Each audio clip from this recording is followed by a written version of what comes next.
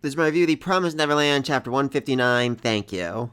And right off the bat, I should say absolutely freaking adorable this opening color page is.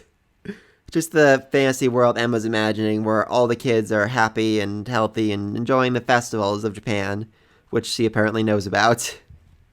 Anyway, we start off with the queen's final delirious thoughts as she's slowly consumed by her own food. Yay. About how her overwhelming desire to consume everything and having absolutely no restraint whatsoever slowly led to her demise, even though she didn't realize it. I mean, even in her last seconds, even when she's realizing maybe there's something else I wanted more, all she can really think about is how she wants to eat the highest grade meat. It's ultimately a very sad and pathetic death for her. And I think this really contracts well with Sonja's decision this chapter. He wanted to eat Emma. He almost ate Emma. He came very close to eating Emma.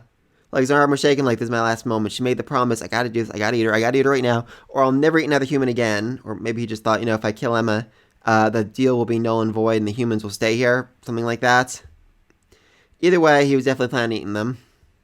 Especially since they're the highest grade, but he managed to suppress that greed, that desire, the same thing that's essentially doomed his sister this horrible, depressing death. And because of that, he's gonna create a better life for himself and all of his people, probably. Anyway, so starting off the chapter, we see the rotten, dead corpse of the queen, and Miku's is like, she's dead. Ray's like, for sure this time. I'm like, I don't think so. I think she's gonna do one last attack, one last roar, and come at you, and something's gonna happen. But nope, she is definitely 100% dead. Yay! And, Sonja's kind of shocked by all this, by everything that's been done, I mean, they didn't just kill the queen, but all the regent houses, Gillen the traitor. They've essentially uprooted the entire demon world from its freaking core. And this was done by humans, a race that he's always considered food. Literally, that's it. I mean, it'd be like if cows came along and murdered the president and the entire Senate. We'd be very surprised by that. And Zazzy's alive, which is not too surprising. Though he's still severely injured, so I'm not sure if he's going to be too useful in the upcoming fight they're about to have. But still, just happy to know he's alive. And you gotta love music right here. Just looking at the queen's dead, and she is feeling a sense of relief and sadness. She's not gloating at the death of the queen, but she's just, happy that she's not going to be hunted anymore. Happy that her family won't be killed anymore. And she's just so sad where we can finally reach this point, a point where peace can be attained. Anyway, then they have to sit down and say, okay, now who the freak are we gonna put in charge at this point? Because we've essentially murdered their entire government, and this is definitely going to lead to a civil war. Of course, Emma's like, how about Sonju? You could be the next king. Why not? You were the queen's brother. And while this is definitely the idea I thought they were going to go with, Sonju doesn't really seem to be up for it. I mean, he doesn't have the connections of Duke Yorvik or Lord Bayon, who kind of sad Lord Bayon died. I think he was like the best of them. He could have been really interesting to see him stick around, but whatever. And more importantly, he's considered a traitor. Though I have a lot of questions about that. I mean, even Norman, who had a, connection inside the Rattree clan, did not know about Sonju, did not know that he was the queen's brother. So I'm still a little curious about what the common people believe about him. I'm still fairly convinced they think he's dead. I mean, the, royal soldiers might have been told the truth, or even then, I feel like the information would have gotten back to the Rattree clan, and then we've gone back to Norman. So, hard to say, really. I'm not sure. And at this point, Musica basically says, it's alright, I have a plan. It's all going to work out. You guys have to get the hell out of here right now. Which, makes a lot of sense. If you went out to demons and say, hey, a human murdered the queen and all the regent houses, and we made a new deal with a demon god, a promise keeper, not a god. Okay, correct myself on that. So no more humans whatsoever. Bye-bye! That would be interesting. I don't think that people would react well to that. Instead, they just tell the story, this was a rebellion by Lord Gillen. He came in. It turns out he was alive this whole time. Who knew that? I mean, I'm shocked. And he managed to kill the queen, everybody. I came in and Sonju, managed to come in and save everyone at the last minute, so yay me. Now, I guess that'll lead to a better solution. I mean, people are more willing to believe that than humans did it, So then, as Sonju's about to go in for the kill, oh, good lord, Emma, you just saved your life with a hug. That was absolutely adorable. Emma gets into a very weird speech where she quite literally says, "I wouldn't mind being eaten by you or Musica." That's a weird line to say.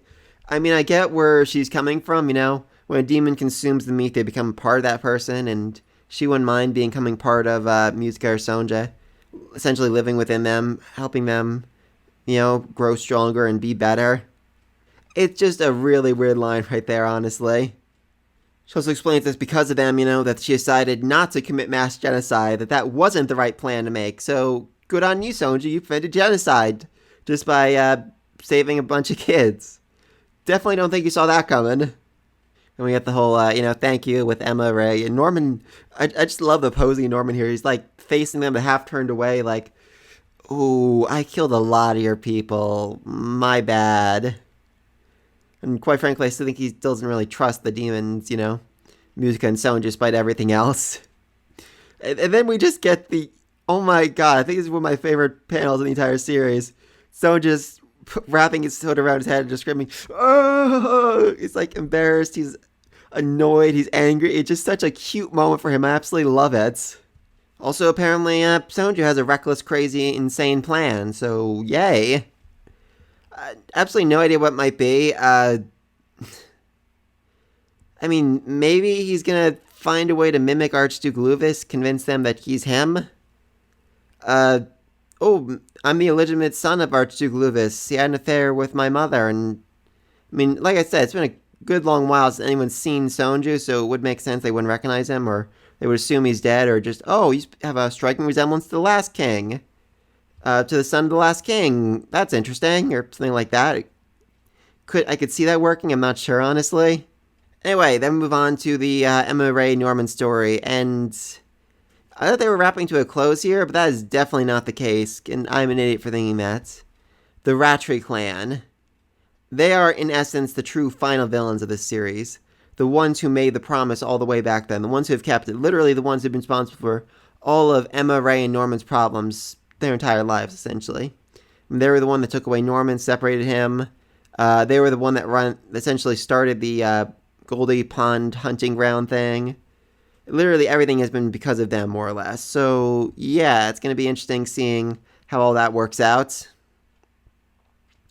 I mean, how are they... really, though, if they actually get to the demon army, what are they going to say? Hey, yeah, we killed the queen and the whole regent family and all that. So you might want to go back home and deal with that. I mean, I doubt anyone would believe them they actually said that. And I doubt, they could just, straight up murder the entire demon army. I mean, my best guess is that they're just going to...